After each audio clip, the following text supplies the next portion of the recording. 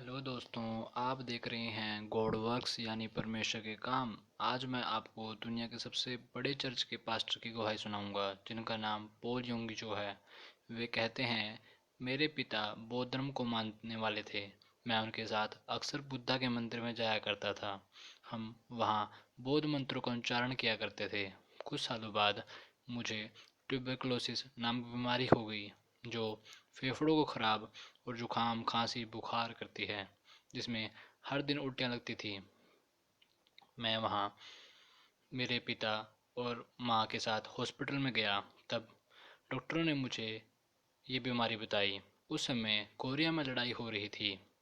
इस कारण पैसों का बहुत बड़ा अभाव था। मेरे पिता मेरा इलाज न करवा सके। डॉक्टरों ने मुझसे कहा, तुम्हारे पास 3 से 6 महीने हैं। तुम्हें जो फल अच्छा लगे वो खाओ, और जिन दोस्तों से या रिश्तेदारों से मिलना हो मिल लो। तब मेरी दुनिया हिल गई। तब उस दिन मैं घर आया और एक कैलेंडर लिया और दीवार पर लटका दिया और अपने दिन गिनना शुरू कर दिए। मैं बहुत बीमार रहने लगा और हर रोज़ उल्टियाँ लगती थी। तब मैं अपने परमेश्वर को पुकारता था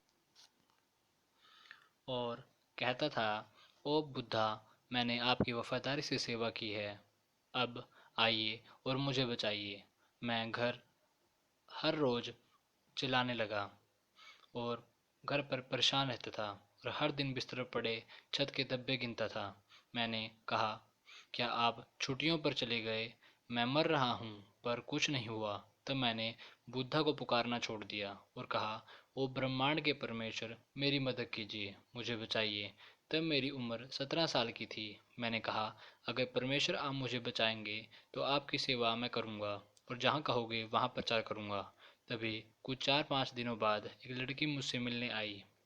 वो स्कूल से सीधा मेरे घर आती थी और यीशु मसीह के बारे में बताती थी कि वो यीशु मसीह परमेश्वर है। अगर तुम उसे मानोगे तो वो तुम्हें ठीक कर देगा।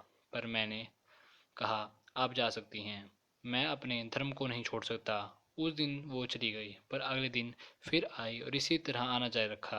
और मैं उसे हर दिन यही कहता था, दफ़ा हो जाओ, चली जाओ। वो मेरे लिए रोती थी और कहती थी, बाइबल पढ़ो ना। पर एक दिन मैं उसके आंसुओं को देखकर बहुत दुखी हुआ। मैंने कहा, मत रोना, मैं तुम्हारे लिए मसीह बन जाऊंगा।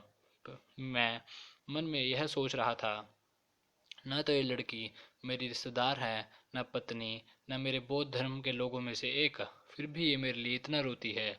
उस दिन मैं उस लड़की को देखकर हैरान हो गया, क्योंकि मुझसे कोई रिश्तेदार मिलने नहीं आया था, पर ये रोज़ आती थी। उसने मुझे बाइबल दी और मैंने मती से पढ़ना शुरू किया और पाया ये बौद्ध धर्म की पुस्तकों से बहुत अलग है, क्योंकि वो केवल थ्योरी है और ये असली और प्रैक्टिकल सा दिखाई देता है।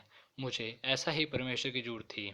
तब मैंने बिस्तर से उतरकर घुटने टेक कर कहा, अगर आप मुझे चंगा करते हैं तो मैं आपकी सेवा करूंगा और जहाँ कहोगे प्रचार करूंगा। उस दिन मैंने पेट से दिमाग तक एक अजीब शांति महसूस की और उछलकर कहने लगा कि मेरे साथ कुछ हुआ है।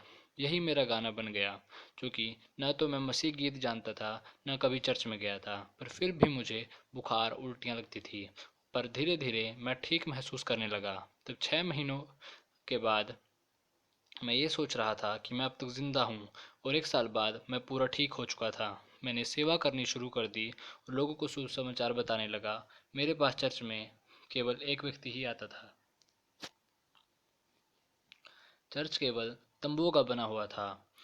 वो एक अकेला व्यक्ति मुझे किसी के घर ले गया। तब मैंने जाकर दरवाज़ा खटखटाया तो औरत ने दरवाज़ा खोला। मैंने उसे प्रचार किया कि यीशु मसीह जीवन है, अगर उसे जीवन दोगे तो तुम बचाए जाओगे, तुम मरोगे नहीं, उद्धार पाओगे।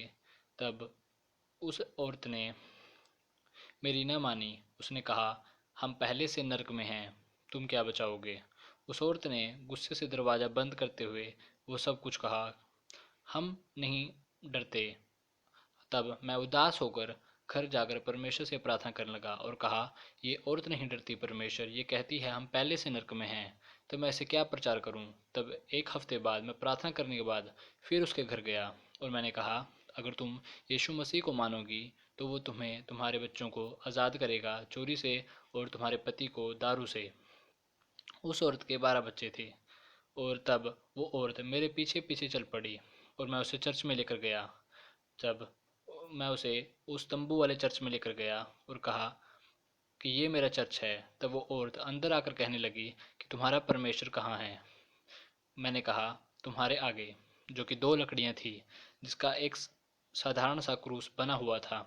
तब मैं उसके लिए रोज़ प्रार्थना करता था। तब 2.5 महीनों के अंदर उसके बच्चों ने चोरी छोड़ दी, उसकी पत्नी ने दारू छोड़ दी।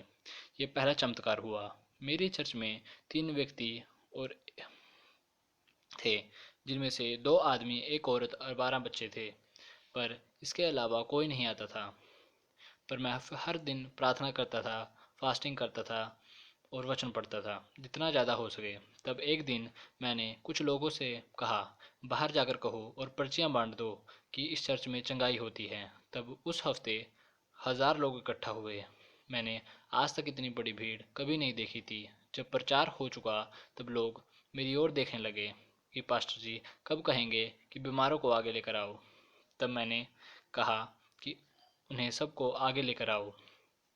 तब 2 सगी बहनें को मैंने आगे बुलाया। वो बहरी थी। मैंने उनके कानों में उंगलियां डाली और प्रार्थना करने लगा।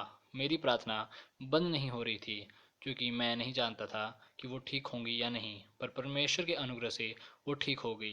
ये दूसरा चमत्कार था। इसी तरह चर्च बढ़ने लगी। इसी तरह मेरी चर्च बढ़ती बढ़ती और बढ़ती। वे कहते हैं कि मैंने परमेश्वर का साथ कभी नहीं छोड़ा। मैंने पवित्र आत्मा को हर दिन पुकारा। मैंने अपने आगे पवित्र आत्मा को लेकर चला।